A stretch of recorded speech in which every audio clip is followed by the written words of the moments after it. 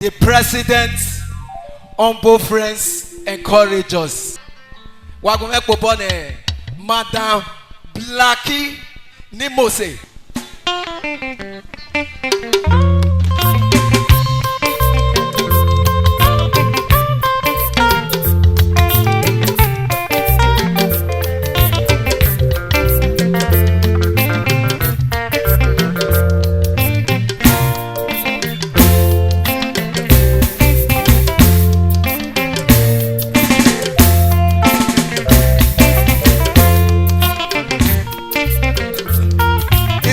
Ufoma Ona yoma no sa ya weme no Yesu ya weme o Ufoma for the shore the Sapler Road International Furniture Ewa no Daddy you go the same money they use Your pockets will never run dry. Amen. Your pockets will never run dry.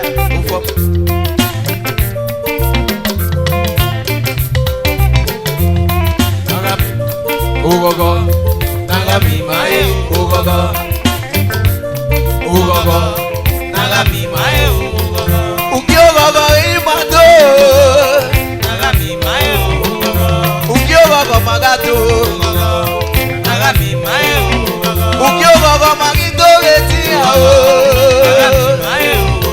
Ukiogo Magito Betia, Nagami Mae, Ei Magato. The furniture. Nagami Mae.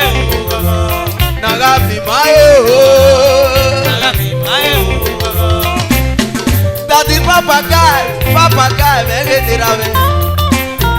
Ona ivieve Papa guy, era me no ki wanakina.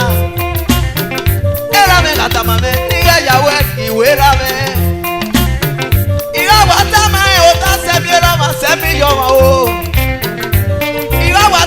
Papa guy me gerame, wogi gerame o, gerame no kiege wewa no. Ogogo no na mi mae. Ogogo no na mi mae. Endurance fashion me geni mose me papa go wese.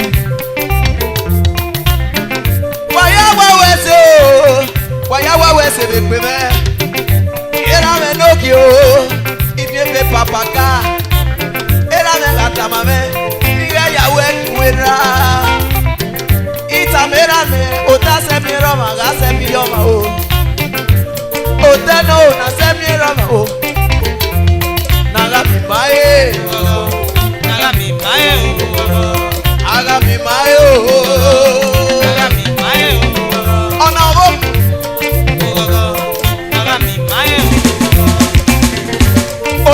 Moso wese we pepe. Che, orame ni moso wese we pepe o. Ota fe mo ne me ri me ge no ko no mose. Igo nu wa me o wa mi aga me ba. And the true era me ge no ki me. Enesi ni mose o. Pado era me no ba u me kote. Sunday man, no you want to book it. It's on your own, no you want to book it. Oh yeah, money man, they are there. And I got a man, nigga, you're working with her. Yeah, what am I? That's a mirror, I got 7 yoma.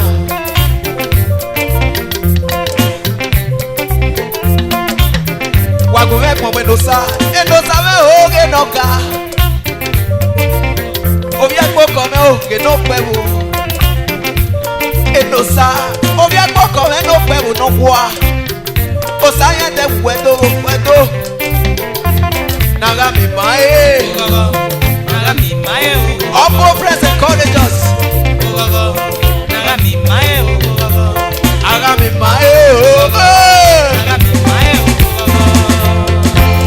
Wagi maga gogo Iruta esi sari otorete Agi maga pe, agi maga gogo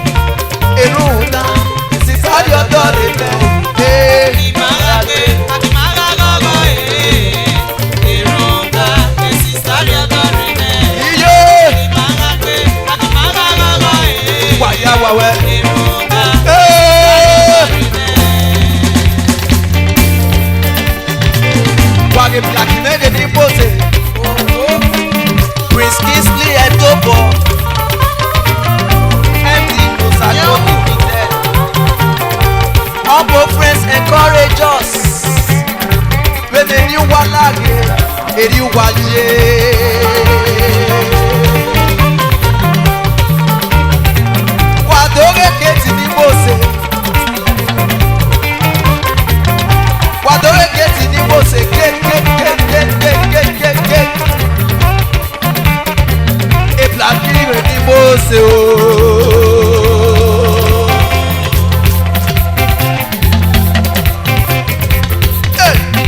That the prison again they have a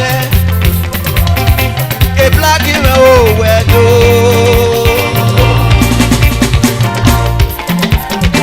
a prison they have a prison they have working oh a prison they have Prince Kingsley a topo a prison they have empty no sago limited a prison they have Papa who is a prison they have oh yeah, I got so. Travel consultancy. Estate agents. Health and waste management. Import and export. General contractor no. Waleta the president. Yome nyae. Faithful and honest global citizen. A prison oga o. Prince Kingsley no get over. Daddy wese nuru me. La o llega wekia. Papa wese bebe. Osalo kwa miasa wese. Papa wese bebe o. Waya wa wese.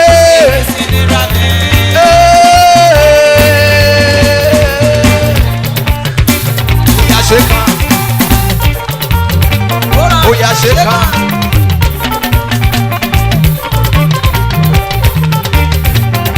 Oya sheka.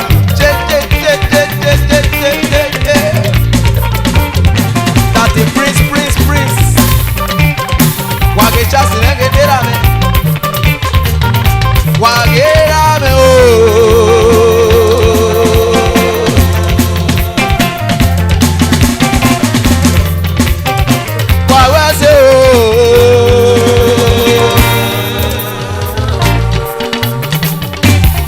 Wage bright, a bright ìgbèlígbó, omi kẹ̀kẹ́, iye mẹ́ lókè, ìgbẹ́gẹ́ wá o. Wage bright ìgbèlígbó, a bright ìwé òjè.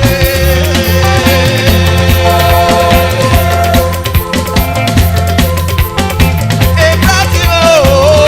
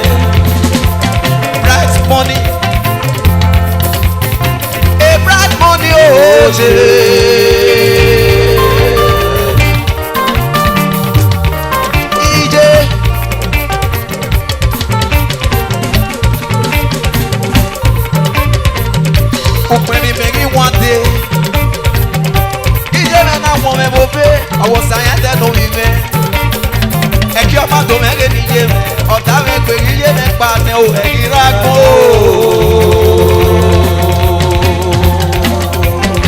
nọ́dọ̀ agémi ni mẹ́gí kíá. èrú ìjọmọ sọ̀mọ́ o èrú ìjọmọ sọ̀mọ́ èrú ìjọmọ sọ̀mọ́ o èrú ìjọmọ náà sọ̀mọ́ èrú ìjọmọ náà sọ̀mọ́ ẹ̀ẹ́ wà náà o ẹ̀ẹ́ wà náà o wà kẹta tí ó ti kẹta tí ó ti náà máa gé mọ̀ wọ́n bàbá wo ẹsẹ̀ rẹ̀ gbé mẹ́ múnárì ẹ̀mẹ́rẹ̀ náà wọ́n mọ́ wo ẹsẹ̀ bàbá o wọ̀rí ẹ̀rà mẹ́ wọ̀rí ẹgbẹ́ mẹ́ o bàbá wo ẹsẹ̀ o wo ẹsẹ̀ bàbá ó ti mẹ́rẹ̀ náà ká empty blessing bar nọ́mbà 13 lè ó dé ọ̀fùtìkùtì òkà market ọ̀dẹ́ ìbádìí manáwó ẹ̀ náà wẹ́sẹ̀ ní ègbèmí o àgùnwé pọ̀ mẹ́ra mi mẹ́ ó ti mẹ́rẹ̀ náà ká bàbá wo ẹsẹ̀ ègbèmí